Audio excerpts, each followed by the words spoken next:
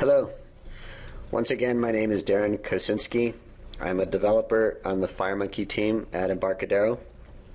This is part 2 of the What's New in FireMonkey presentation. In this session, I'm going to talk about some more new things that are in FireMonkey 2, which is the new version of FireMonkey that is in Rad Studio XE3. In this session, I'm going to talk about some changes we made to the platform abstraction and talk about some new features for gesture and sensor support. As I mentioned in the previous session, one of the architectural themes in FireMonkey 2 is to prepare the framework to work on more diverse platforms. From the mobile platform roadmap that has been posted on the developer network, you can see that FireMonkey needs to be flexible enough to work well on both desktop and mobile platforms. And in XE3, we did a lot of work to set the stage for that. And the platform abstraction is one of the big pieces of that. The mobile devices will also have touch and gesture support and have a variety of sensors. And we've started some implementations of that is usable on some of today's new desktop machines. So we'll talk about that a little bit too. So let's talk about one of the big issues that gets introduced with greater platform diversity. The FireMonkey framework presents an abstraction of the underlying operating system and the computing device. And in FireMonkey 1, it did that through a class called T-Platform. It was an abstract class, and there were non-abstract implementations of it for each platform. There was one for Windows, one for Mac. And since Windows and Mac are both desktop operating systems, that pattern was fairly reasonable because the two platforms were fairly similar in their capabilities. But with new devices like smartphones and tablets, and even some of the new PCs like the Microsoft Surface or other touch-controlled slate machines, it becomes important to be able to know what platform services are available at runtime. And the abstract class model does not handle that very well because you end up having a bunch of no-op implementations of methods on some platforms. That's not really a very good way of telling whether something is available or not. So in FireMonkey 2, we have a better solution for this, and it's called platform services. What we've done in FireMonkey 2 is we've replaced T-Platform with T-Platform services. And T-Platform services is a registry, and you can query that registry at runtime to determine whether or not the runtime environment supports a given service. A service is an interface. That's really all that it is. It's a Delphi interface that specifies particular functionality, the functionality that service provides. To make it easy to use platform services, we've used a syntax similar to the supports syntax that has long been used with Delphi interfaces. It's a very easy mechanism to use. This mechanism has some other advantages too. It enables developers to add support for new platform services that are required for a particular application.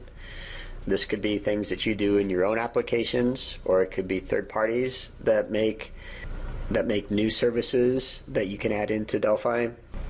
As an example, FireMonkey 2, we provide the ability to show an on-screen keyboard in Windows for touch applications, and we don't provide that support for Mac OS. But if you implemented keyboard support for Mac OS, then you would have that functionality. Another thing that it does is it enables a developer to replace one of FireMonkey's built-in application or built-in implementations of a service for a particular application. And again, using the keyboard as an example, When we show the keyboard in Windows, we use the built-in Windows on-screen keyboard.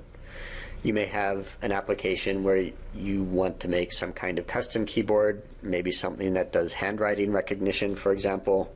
So you could unregister the built-in FireMonkey implementation of the keyboard services and replace it with your own implementation of it that would use this new keyboard.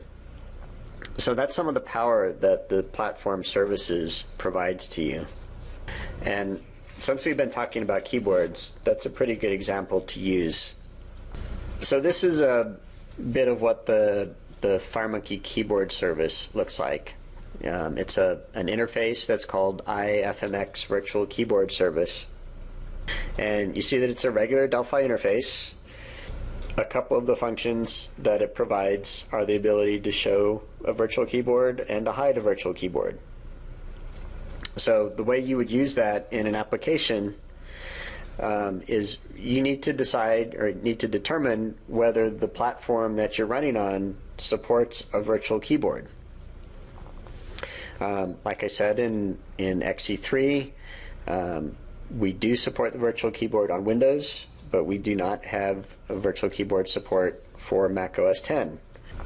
So you do this test, you query the platform services with this command, supports platform service. So you see I've made this little procedure here that we first do a check. We say if platform services, the current platform service, if it supports the IF virtual keyboard service, or IFMX virtual keyboard service, then it will store it in this variable KBD service.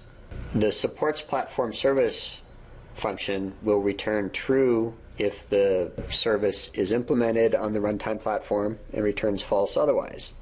So if you were to run this on Windows, it would return true. If you were to run this on Mac, it would return false. And then you use the platform service. Once you've successfully obtained the service, then you just call a method on it. And so in this case, you call kbd service.showVirtualKeyboard with the parent control for it, in this case a form, for example, and it would show the virtual keyboard. So that's that's how you use the platform services that are new in FireMonkey 2. All of the functions that were part of the old T-Platform class have been converted into platform services. And most of these are what we kind of call the FireMonkey core services. They're things like the application service, the Windows service, timer service, dialog service. That's what shows the file open and the save dialogues, the canvas and context, menu, locale. These are all kind of the core services that most applications support, and every platform that FireMonkey runs on supports these. Most of these services are declared in the unit fmx.platform, and then the implementations of these is done in various platform-specific units in the framework. There are some other platform services that are defined. There's a menu service, IFMX menu service, which is declared in FMX menus. That's kind of a rundown of the new platform services that are in FireMonkey 2. The next thing that I wanted to talk about is the new touch and gesture features in FireMonkey 2. These have been modeled on the VCL gesture features. There's two kinds of gestures that are supported by FireMonkey 2. We have standard gestures. Standard gestures use a single touch point. The gesture event, which is called onGesture, that gets fired after the gesture is completed. So an example of a standard gesture would be moving a finger to the left or to the right. And with a standard gesture, the onGesture event would not get fired until after that gesture has been completed. The other kind of gesture is called interactive gestures. And with interactive ones, the onGesture event fires continuously while the gesture is being made. So that's the interactive nature of it. You're actually, you get the event while the touch event is happening, and so you can react to it while it's in progress. The interactive gestures are also multi-touch. The gestures are supported on Windows XP Service Pack 3 or higher. Windows 8 has a number of gestures that are used in a Windows 8 modern UI style application, and they map to existing standard and interactive gestures. Windows 8 has swipe and slide gestures, and those are similar to the interactive gesture that's called pan, and the rotate and zoom gestures match directly onto rotate and zoom interactive gestures in FireMonkey 2. And the gestures are also supported on Mac OS X. To use them on a Mac, you need to be using a touch-enabled device like the Apple Magic Trackpad. And I have a demo of the interactive gestures, and so let's take a look at that now. And this is my demo project for interactive gestures. You see we have a form, we have a menu bar, open dialog, and a panel. The interesting part is on the panel. You'll see here on the panel you expand the touch property. You see we have interactive gestures listed here. We expand that. These are the gestures, the interactive gestures that FireMonkey can detect. We have zoom, which is a 2-finger pinch gesture.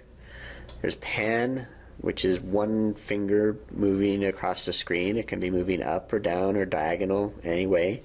We have rotate, which is using 2 fingers and rotating the fingers on the screen. And we have 2-finger tap, which we're not going to show in this demo. And we have press and tap, which is 1 finger pressed down and another finger making a quick tap motion. So we switch over to look at the events. You'll see that we only have one gesture event, and that's the on gesture.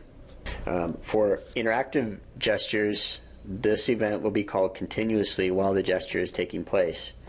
For standard gestures, this event is called only after the gesture is completed. Let's take a look at the code for the gesture handler. We have this right here, panel 1 gesture. And you'll see we receive event information, and we have a variable to tell whether it's been handled or not.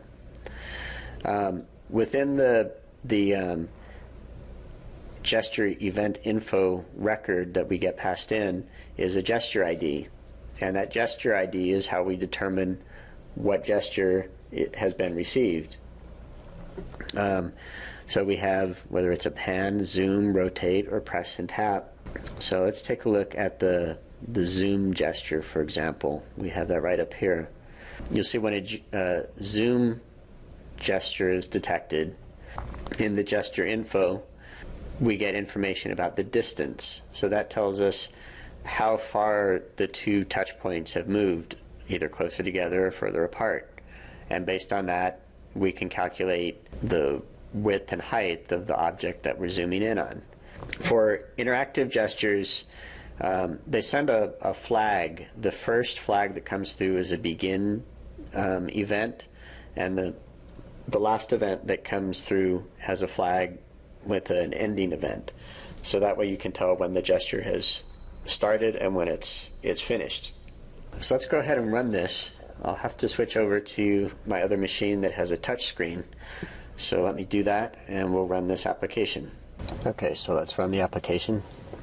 Click on Add Picture, and I'll pick one. And you see it displayed on the form. If I take my finger and just touch the picture and move it around, this is the pan gesture. Now let's try zoom. 2 fingers, I touch the image and zoom out.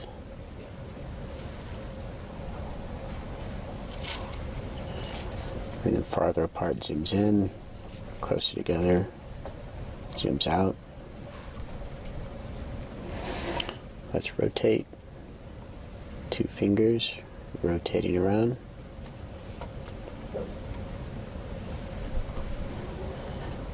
And finally press and tap. Put my thumb on the picture and tap with my index finger and we have the gesture handler set to close the image for that.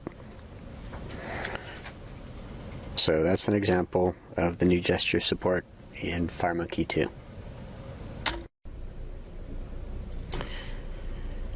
Next, I want to talk about some of the sensor components that have been added to FireMonkey 2. We've added location sensors and accelerometer sensor support. We've added components for those in FireMonkey 2. These leverage some new sensor API that has been added to the Delphi RTL. The RTL methods query the system to see what sensors are available, and it has them broken down into a bunch of different categories: location, environmental, motion, orientation, mechanical, electrical, biometric, light, and scanner. In this release, in Delphi XE3, Rad Studio XE3, the location and motion sensors are supported. And these can be used on a lot of different platforms. Location services are supported on Windows and Mac OS X. The accelerometer is supported on Windows. And of course you need to have an actual device to be able to detect those on the PC.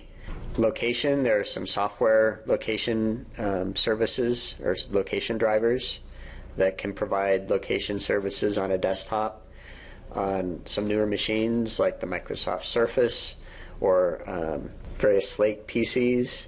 They may have GPS sensors built in. Accelerometer, also available on some Windows Slate machines. And so the FireMonkey components for location and accelerometer support that. And I have a demo of the location component for FireMonkey, and I'm going to show you how the component is used, how you get sensor notifications, and the accelerometer component works in almost exactly the same way. So you'll see how easy it is to use that. This is a location demo. It's a FireMonkey Delphi application. We have just a few controls here. We have the visual controls you see, a couple edit boxes, labels, a button, and then we have this component, T-location sensor. And you'll see there's not a whole lot of properties here. The main property that's significant is the location change property. And there's a couple values of that, large and small. And basically that determines how often location updates should be sent in. With it set to small, that means small changes in location will generate a location changed event. Large would be larger changes. The actual distance that's defined by these is dependent on the device. If we take a look at the properties, you see we have a few here. The one that's really significant for location is the on location changed event. And let's take a look at the code here. Here's our one event, location changed. I put an animated indicator to spin while the driver is locating the location information. And so when you click the button, it will show and enable the animated indicator and make the location sensor active. And then when a location change event comes through, it will make sure that the animated indicator is turned off, and then it retrieves the location information from the event and stores it into the edit fields. There's very little code that's involved in getting location services. So let's go ahead and run this, and I'll show you what it looks like. So you just call get location. You saw just very briefly the animated indicator showed up here in the middle, and then we have the location information. Now this is a desktop machine that I'm using, so it does not have a GPS. It's using a software location driver that gets the location based on Wi-Fi and IP address. And so the location may not be terribly accurate, but when I looked it up on Google Maps, it was at least showing that it was here in Scotts Valley. Now, what will happen when you click on the get location, if we look here at the code, it calls this location sensor 1.active, and that tries to activate the sensor. If location services was not enabled or not active on the machine, that's when Windows would pop up a dialog asking the user to approve the location services. And similarly on the Mac, when you run an application like this, when the location sensor is tried to be made active, that's when the Mac would pop up a dialog asking if you wanted to enable the location services.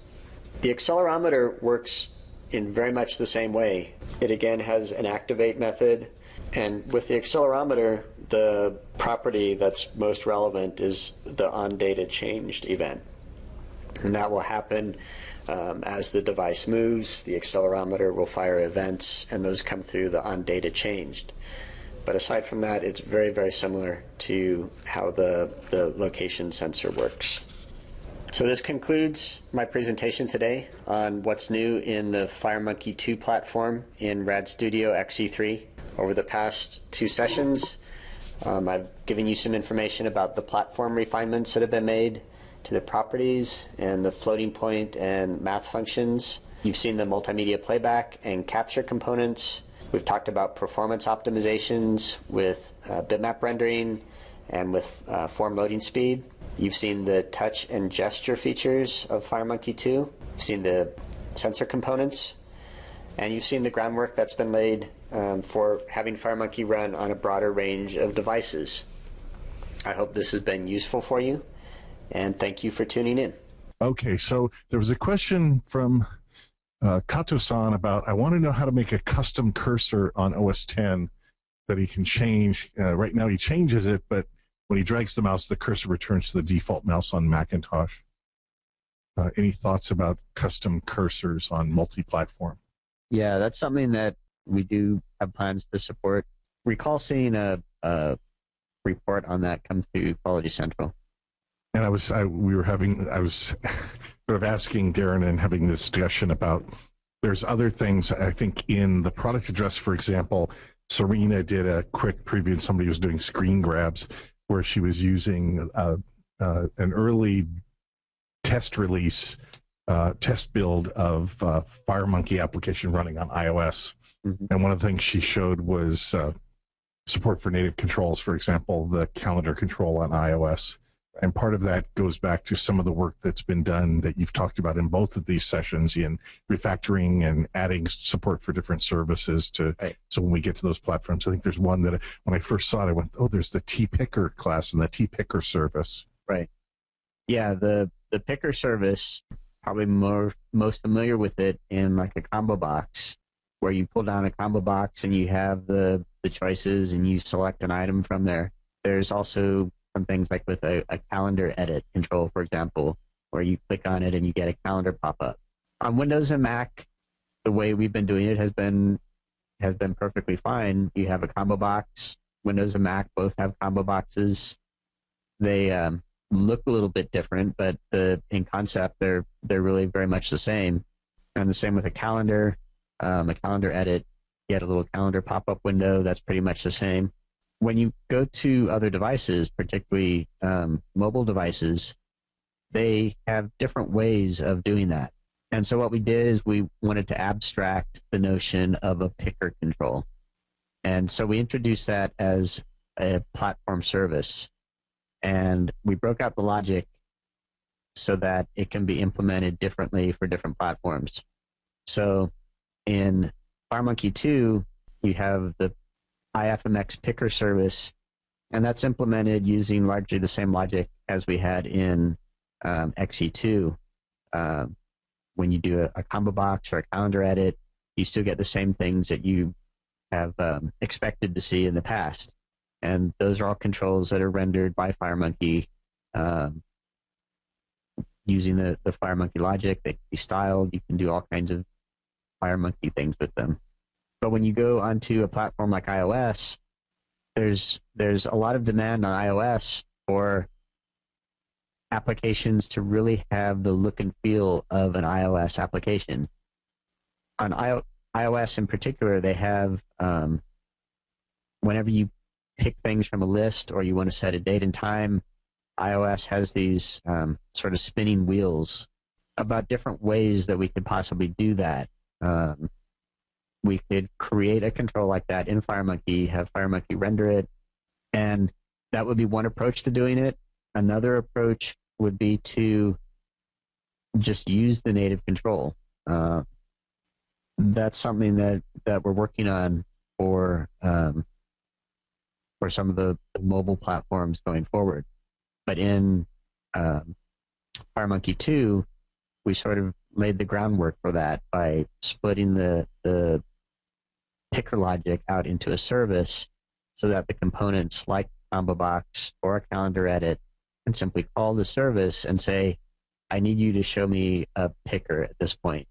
Here's a list of things, put them in something that will let the user pick an item from it, and then return to me the result. And so that's what was done in FireMonkey 2. Okay. And you mentioned in both parts, in FireMonkey 1, we had this T-platform class, this T-platform object, and that we used that to query with runtime code what platform I was on, maybe the version number of the operating system or whatever to do dependency activities. Of course, we can always put if-defs as well, but now you, as you showed with, for example, the virtual keyboard service, where you can number one, just see if the service is available and do something. Right. And you can also, there's an overloaded version where you can also then get the access to that service as it's implemented and then call and use it for something, right? In the two different calls to support it on that platform. Right, yeah. You share that with keyboard. I guess another one that might come to mind as desktop versus mobile, maybe iOS, is menu, right? In Windows and Mac, we have menus. Right. In iOS, well, there's no mouse, number one. There's no menu per se. Yeah, that's another good example, because in both Windows and Mac, we implement IFMX menu service. When you are running on iOS, really, it probably doesn't make sense to have a menu service there. And so that's something that service probably won't exist on that platform. And so any component that needs to use methods from that service needs to query the service, see if it's available. If it's not available, it needs to be able to gracefully handle that situation. Right.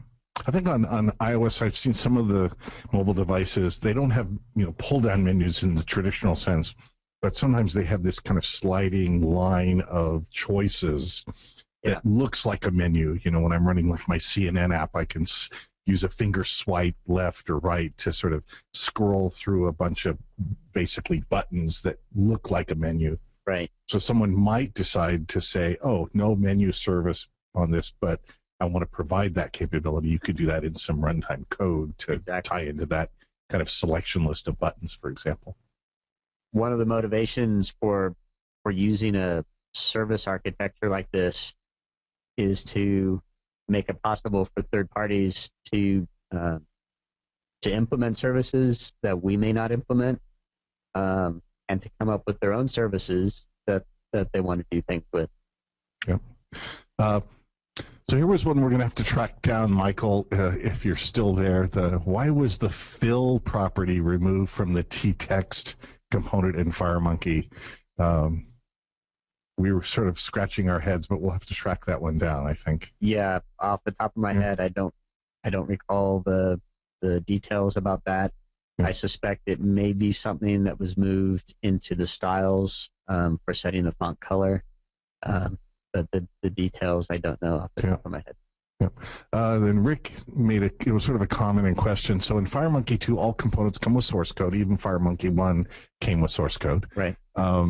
And that code is no longer just calls to create Win type operating system calls, right? That's right. In general, FireMonkey controls do not have an underlying native control. If you look at VCL, for example, every control in VCL has a window handle. So there's actually an underlying Windows control for almost everything in VCL. In FireMonkey, that's not true. In FireMonkey, almost none of the controls have an actual underlying native handle. The form has a native handle, and that's really about it. Everything after that is it's specifically a FireMonkey control. without any actual native underpinning to it. Is there going to be a virtual keyboard component? Well, there's not a component for that in this release. There's the platform service for that, but there's not a component. Yeah, and so the example, I think you had that in code, and I did one of my 31 videos that talked about services. Right. And in there, I showed using the same code you did, where you get the instance of the keyboard service, right, and then you say keyboard dot, virtual keyboard and such. Right. And I ran that on Windows, and it brought up a virtual keyboard, and I just needed to make sure I focused a control for it to type into, right? Because otherwise, my focus window was like my spreadsheet underneath or something. It just started typing under there, but you can just focus like an edit control. Right. And then make the call to the keyboard for virtual keyboard, the keyboard service instance, and up pops a virtual keyboard. You can start clicking on it with the mouse, or if it's a touchscreen, tap on it. Yeah.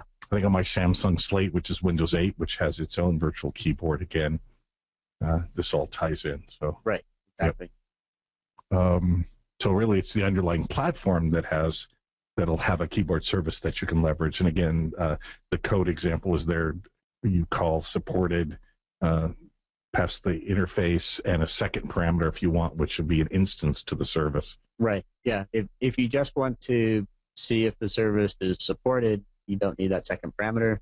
But most of the time, you'll want to use the service if it's there. So that's what the second parameter. I just added the second time. It's just one more declaration of a variable that you need to do, even if you're not going to use it. Yeah. You'll also get a warning from the compiler that you didn't use it. So why have it? So There you go. What T form factor property in devices is used in a T form? Form factor property? T form factor. That's another one of those little code hints about something that is coming in a future release. Got it. Okay, and again, you can look in the source code if you have XZ3, not the trial, because we don't give you the source code in the trial, or in the starter edition. You have Pro, Enterprise, Architect. You'll see all the source code, and you'll see things that have if-defs that give you ideas about stuff that's being done to FireMonkey all along the way to move forward. Yeah, for a lot of the features for the direction that FireMonkey is going, there are things that take longer than a single product cycle to implement. So some parts of the FireMonkey team have been doing some advanced work on things that are coming in future releases, and there's little hints here and there in the source code where you can kind of see some of that. Yeah, on the whole sensors list, there's sensor APIs on Windows, there's sensor APIs on Macintosh now, and of course there's sensor APIs on some of the mobile platforms. And I know sensors and have now appeared in FireMonkey 2, and the interfaces are there. Yeah. Whether there's an implementation for like a biomedical or a environmental sensor, that some of the things there are sensors for, like location sensor, right, accelerometer sensor, or motion sensor. Right. And there's two components: T location sensor, is that it? And T motion sensor. And T motion, or the two non-visual components for FireMonkey 2. Yeah, and there's a lot more support in the RTL for sensors. In the presentation, I had the slide that listed all of the different categories, and the RTL, when you activate a sensor manager, what you do is you ask the RTL, you say, give me a sensor manager, and you tell it the category of sensors that you want, and then the RTL will go and it will ask the system, give me a list of all the sensors that you have that meet this category. And then you can, if it comes back with a sensor, you can then activate it and you start getting data from it. The RTL has pretty broad support for sensors. It's going to be very hardware dependent on what's actually available on the device. The Mac implementation of the RTL is not quite as broad. Mac hardware is a lot more homogeneous than Windows hardware, and so the number of sensors that are on Mac devices is pretty common across the range of machines. Apple implements location services on at the OS level. So the location service part of the RTL is implemented for the Mac, but a lot of the other sensors are not implemented on the Mac because the Mac doesn't have the actual hardware for it. But the Windows implementation is fairly complete.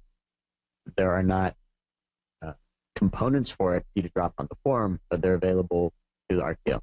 And again, Richard, go back to the patterns that Darren talked about before. System.sensors.something. Right. FMX.sensors.something. Right. You'll see those patterns in the unit name scopes and then in the RTL source code. Exactly. For these things to know what's available, framework agnostic, right, and what's available in each of the specific VCL or FireMonkey platforms. Yeah, system.sensors is the high-level interface for the sensor RTL features. It's mostly abstract classes and interfaces. Then there's a system.win.sensors. Maybe system.sensors.win. Yeah. Look in system.sensors.pass. Right. And you'll see the if-defs for the different platforms. Exactly. And that'll have the implementation, and you can see which of those are actually implemented for the platform. Richard, you can also look at my blog, my 31 videos in 31 days. I did some blog posts with some source code for enumerating the sensors that I could find on each platform. I did screenshots dumping out sensors that were found and devices. I did it for sensors and devices, and I think I put a source code project into Code Central for it. I hope, right. But look at my blog. I've got the source code for sample applications for enumerating sensors and devices. In particular, I did some stuff with sensors and ran those on Windows, Mac, and my Samsung Slate, which has accelerometer built in. In addition, the specific question from Richard had to do with the scanner for a list of sensors. Is there some scanner support? There's nothing specific in FireMonkey. There's no non-visual control, but there's a runtime library API for scanner, for example. Yeah, there's no specific FireMonkey support for it. Yeah. I'm still trying to figure out who's got a temperature sensor. I know that, for example, I did find a light sensor on Macintosh for screen, right, and on the Samsung, and for screen brightness based on ambient light in the room. Where I think the Slate also has it built in. If you're outside with your computer, it does something. So, right. So look at those examples and look at the video. I forget which one it is in the 31 days. You can just search for 31 videos in October. And you'll find it, or go to my blogs, blog.embarcadero.com/DavidI, and I covered sensors and devices as it relates to VCL FireMonkey or just systems in general. Let's see. Oh, today FM2 animations seem executed by CPU on modern Intel Atom computers. Use a lot of CPU and look slow. I thought animations use the GPU. Maybe some animations. Yeah. Animation should generally be using the GPU. A lot of it is going to depend on the actual device that you're running on. It tries to use the most efficient mechanism that it can. Okay. And a lot of times, particularly if you're running inside of a virtual machine, even though the virtual machine may support DirectX, it sometimes doesn't have all of the capabilities of actual hardware, and so it may fall back to a software mode to do the rendering on a virtual machine. There is a setting if you're running on a virtual machine, at least on VMware, to turn on GPU acceleration as a setting. I don't remember if that's on by default for a guest operating system. Mine is turned on. I have VMware on my Mac. Yeah, and then I run a guest Windows operating system, and I have that check is turned on, the support GPU acceleration. But I'm not sure if on the Atom computer that he's using, whether I guess there's a GPU, but I'm not sure what configuration need to do. But Juan Carlos, you can always send me an email, DavidI@Embarcadero.com.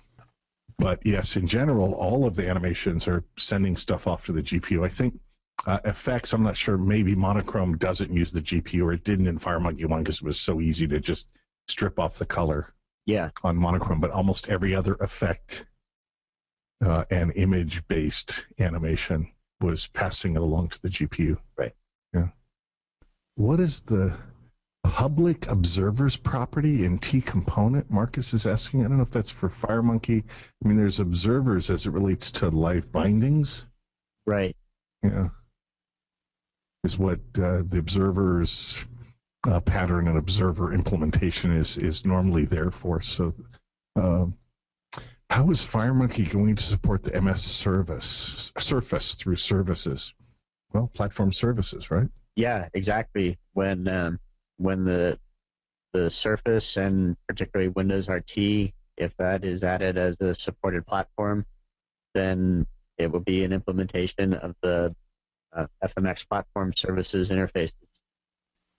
The GPU acceleration or direct acceleration works on Oracle VirtualBox, I believe Gregory's mentioning too, and also people use the graphic acceleration was supported in Parallels for people if you're doing all this VMware stuff. Right. Yeah. Are there any specific major biomedical sensor manufacturers that you're planning to support?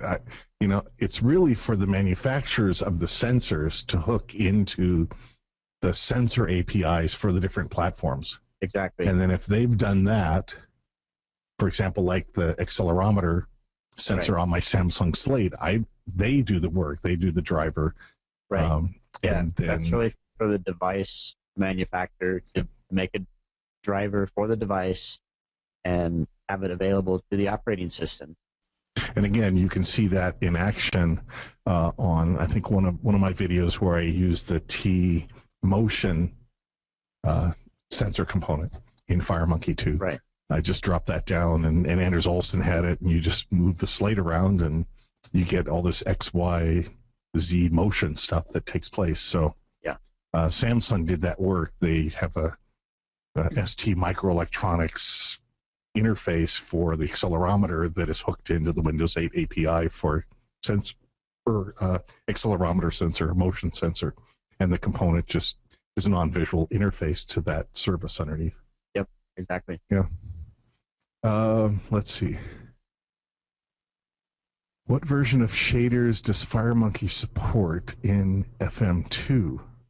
I think it's still shader 2, but right, we've updated the shader to now use a common shader language. There used to be different shader implementations for Windows versus OpenGL and so on. Right.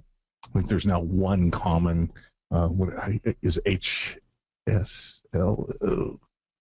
I don't recall. HSLS or something. I forget, but there's now, if you look in the source code, you'll see the shader data inside of the implementations of FireMonkey.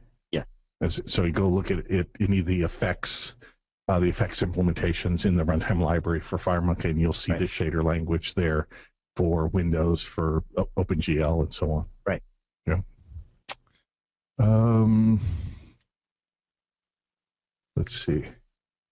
Is there some page about what biomedical sensors are available? You need, again, Alf, you need to go to probably the platform providers, ask Microsoft and Apple, or if you're interested, search for biomedical sensors and Windows, or biomedical sensors Macintosh, or biomedical sensors mobile devices. Yeah, it's really for the sensor manufacturer. There's two ways that they could do that they can hook their devices up to a machine. If they want to make it available to any application on the machine, then they would use the Windows APIs, for example, for registering a biometric sensor. Sometimes a manufacturer doesn't. They want to lock you into using their specific software, and so they won't register the device using the Windows API. They'll use proprietary APIs and keep it to themselves. In those cases, it's really hard to be able to use it by something other than their software. I'm going to look for this too, Alf, and everyone. I'm very interested in things like biomedical. I ordered some devices that hook through USB, and there may be a driver. I have a blood pressure pulse. I have a blood sugar monitor. I have an oximeter for my oxygen level to see how much oxygen. And I want to figure out how to hook myself up to a FireMonkey application or VCL that goes through these sensors. So I need to find the drivers that will have those feed those kind of sensors, as well as things like temperature sensing and You can look at, what's great is go look at the source code for FireMonkey sensors and system.sensors. You'll see all the categories, and you can actually query, and I have example for this. You can query the status. And one is you could use the service to see, is it even there? Yeah. And then you can also get its type, and you can see what its status is. Is it running? Is it stopped? Is it, and so on. So this is all good stuff that is now formalized in the framework for expansion, not only for use today, wherever those services are available, and for all these devices in the future where you're going to have any number of services that are already available. Right. Yep. Oh, here was one. Can I pan, zoom, and rotate an image simultaneously without releasing my fingers? I guess this is for the interactive gestures. Yeah. The interactive gestures come through all at the same time. As long as your touchscreen device or touch device is able to send multiple events, you'll get multiple events. Yep. And here's a question about FM2 and T-Lite material source. There's a whole new material source system. It used to be that FireMonkey 3D components had their own material in each component. They had their own front, back, shaft, side, whatever you want to call it. Right. And now there's a material source refactoring that's been done, and there's a color material source, a texture material source, and light material source. Yeah. And all the 3D objects now have a material source and still a shaft or back property. Right. And you can, and I think if I read correctly, this was done in addition for performance. Yeah. So that if you have texture, you're not always sitting there moving it into the GPU and having this. You can put a texture in once, and then it can be shared among all the objects, and the GPU can do the work. Yes, that was the motivation behind that. Is we wanted to make as much use of the GPU as we could. Yep, and also reuse. So then it's just, if you have one texture, it goes in the GPU, and all the objects that share that material source use that one, versus having their own copies using up more GPU data. Yes, and exactly. and causing speed hits. And I think that's a good coverage of all of those things. Darren, thank you for both sessions. Sure, you're welcome. And also everybody's understanding. It also helped me when I was seeing this stuff appearing, help do articles and videos about it. And there's much more to be done in the whole world of sensors, devices, and FireMonkey too. Yes, absolutely.